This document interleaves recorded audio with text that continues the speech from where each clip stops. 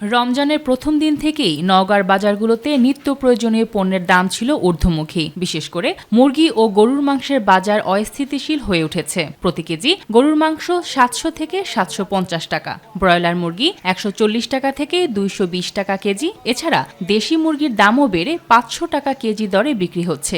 এই নিয়ে ক্রেতাদের মধ্যে অসন্তোষ দেখা দিয়েছে।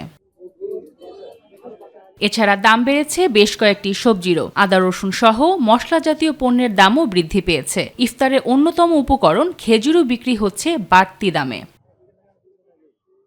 নিত্য প্রয়োজনীয় পণ্যের দাম বাড়ায় বাড়তি খরচের চাপ পড়ছে সাধারণ ক্রেতাদের উপর। আয়ের সঙ্গে ব্যয়ের সামঞ্জস্য রাখতে হিমশিম খেতে হচ্ছে নিম্ন ও মধ্যবিত্ত পরিবারগুলোকে।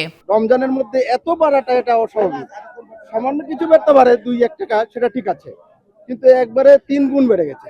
এটা আমাদের জন্য, আমরা যে জনসাধারণের জন্য, গরিব মানুষ আমরা, এটা আমাদের জন্য অনেক বেশি।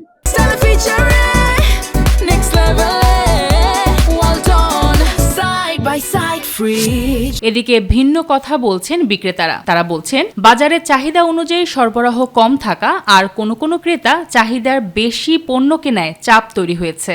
রমজানের আরো ১ মাস আগের থেকে গরুর দাম বেশি। আগাচিটাঙ্গে গরুর মাংস বিক্রি হচ্ছে 850-800। লেবু 12 টাকা পিস।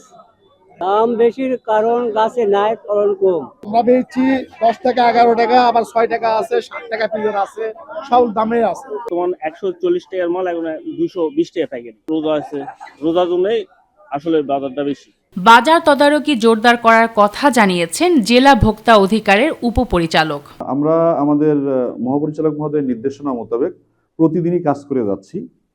ভোক্তারা যেন নির্বিঘ্নে স্বস্তির সহিত বাজারে কেনাকাটা করতে পারে, সেটা নিত্যপণ্য হোক বা পোশাক হোক, সেই বিষয়টি নিশ্চিত করার জন্য আমরা প্রতিদিনই মার্কেট ড্রাইভে বের হচ্ছি এবং একদম ঈদের চাঁদ ওঠা পর্যন্ত, মানে রমজান শেষ না হওয়া পর্যন্ত আমরা আমাদের এই মনিটরিং কার্যক্রম অত্যন্ত আন্তরিকতার সহিত এবং সতর্কতার সহিত পরিচালনা করব।